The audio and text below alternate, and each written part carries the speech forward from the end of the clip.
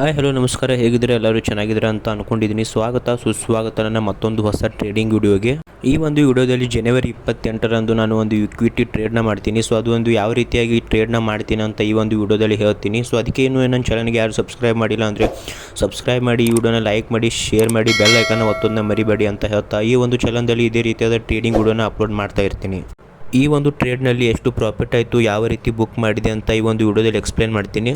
ಅದಕ್ಕೆ ಈ ಒಂದು ವಿಡಿಯೋನ ಕೊನೆಯವರೆಗೂ ನೋಡಿ, ಯಾರು ಸ್ಕಿಪ್ ಮಾಡಲಾರ್ದೆ, ಮತ್ತು ಏನಾದರೂ ಹೇಳೋದ್ರಲ್ಲಿ ತಪ್ಪಾಗಿದ್ರೆ ಕ್ಷಮಿಸಿ ಅಂತ ಹೇಳ್ತಾ ವಿಡಿಯೋನ ಸ್ಟಾರ್ಟ್ ಮಾಡೋಣ ಬನ್ನಿ. ಸೊ ನೀವು ನೋಡ್ಬೋದು, ಈ ಒಂದು ಟ್ರೇಡ್ನಲ್ಲಿ ನಾನು ಹಿಂದೂಸ್ತಾನ್ ಕಾಪರ್ ಎಂಬ ಒಂದು ಸ್ಟಾಕ್ನ ಬೈ ಮಾಡಿರ್ತೇನೆ. ಸೊ ಈ ಒಂದು ಸ್ಟಾಕ್ದಿಂದ ನನಗೆ 330 ಪ್ಲಸ್ ಪ್ರಾಫಿಟ್ನ ಬುಕ್ ಮಾಡಿದ್ದೇನೆ. ಈ ಒಂದು 330 ರೂಪಾಯಿ ಹೇಗೆ ಪ್ರಾಫಿಟ್ನ ಬುಕ್ ಮಾಡಿದ್ದೇನೆ ಅಂತ ಈ ಒಂದು ವಿಡಿಯೋದಲ್ಲಿ ತೋರಿಸ್ತೀನಿ.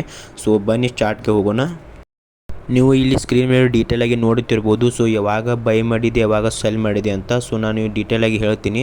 ಹಿಂದೂಸ್ತಾನ್ ಕಾಪರ್ ಎಂಬ ಈ ಒಂದು ಸ್ಟಾಕ್ನ ಎವರೇಜ್ ಅಂದರೆ 731ಕ್ಕೆ ಬೈನ ಮಾಡಿದೆ. 35 ಶೇರ್ನ ತೊಗೊಂಡಿದ್ದೆ ಈ ಸ್ಟಾಕ್ದು. ಸೊ ಮತ್ತು ಇದರ ಟಾರ್ಗೆಟ್ ಎಷ್ಟಿಟ್ಟಿದೆ ಅಂದರೆ 9 ಪಾಯಿಂಟ್ಗಳ ಟಾರ್ಗೆಟ್ ಇಟ್ಟಿದೆ. ಅಂದರೆ 740ಕ್ಕೆ ಬಂದರೆ ಇದು ನಂದು ಸೆಲ್ ಆಗಬೇಕಂತ. ಅಂದರೆ ನಾನು ಬೈ ಮಾಡಿರುವ ಈ ಒಂದು ಸ್ಟಾಕ್ ಅಷ್ಟು ಪ್ರೈಸ್ಗೆ ಸೆಲ್ ಆಗಬೇಕಂತ.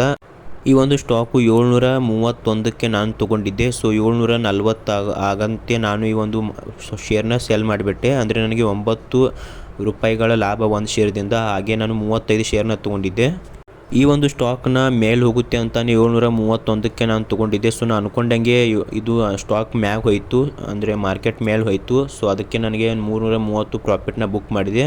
ಯಾವ ರೀತಿ ಒಂದು ಪ್ರಾಫಿಟ್ನ ಬುಕ್ ಮಾಡಿದೆ ಅಂತ ಚಾರ್ಟ್ನಲ್ಲಿ ತೋರಿಸ್ತೀನಿ ಬನ್ನಿ ಕ್ಲಿಯರಾಗಿ.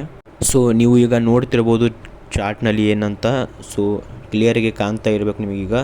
ಸೊ ಈ ಒಂದು ಸ್ಟಾಕ್ನ 731ಕ್ಕೆ ನಾನು ತೊಗೊಂಡಿದ್ದೆ, ಮತ್ತು ಟಾರ್ಗೆಟ್ನ 739ಕ್ಕೆ ಇಟ್ಟಿದೆ, ಮತ್ತು ಸ್ಟಾಪ್ ಲಾಸ್ನ 725ಕ್ಕೆ ಇಟ್ಟಿದೆ.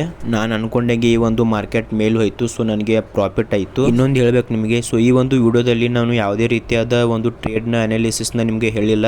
ನಾನು ಈ ಒಂದು ವಿಡಿಯೋದಲ್ಲಿ ಹೇಳಿರುವುದು ನನ್ನ ಈ ಒಂದು ಟ್ರೇಡ್ನ ಯಾವ ರೀತಿಯಾಗಿ ಎಕ್ಸಿಕ್ಯೂಟ್ ಮಾಡಿದ್ದೇನೆ ಅಂತ. ಅಂದರೆ ಎಷ್ಟು ಪ್ರೈಸ್ಗೆ ನಾನು ತೊಗೊಂಡೆ ಮತ್ತು ಎಷ್ಟು ಪ್ರೈಸ್ಗೆ ಮಾರಿದೆ ಅಂತ.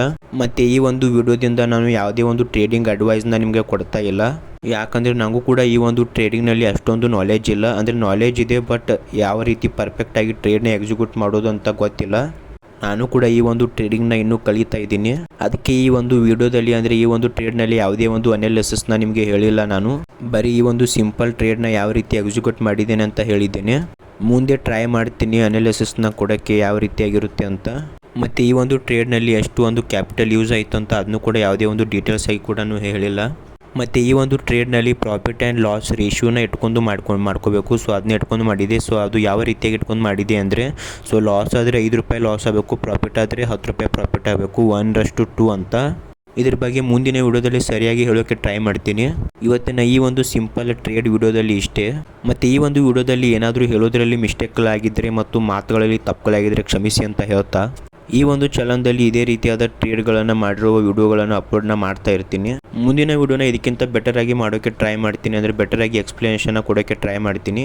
ಈ ಒಂದು ವಿಡಿಯೋನ ಇಲ್ಲಿ ಎಂಡ್ ಮಾಡ್ತಾ ಇದ್ದೀನಿ. ಸೊ ಈ ಒಂದು ವಿಡಿಯೋದ ಬಗ್ಗೆ ನಿಮಗೆ ಏನು ಅನಿಸುತ್ತೆ ಅಂತ ಕಮೆಂಟ್ ಬಾಕ್ಸಲ್ಲಿ ತಿಳಿಸಿ.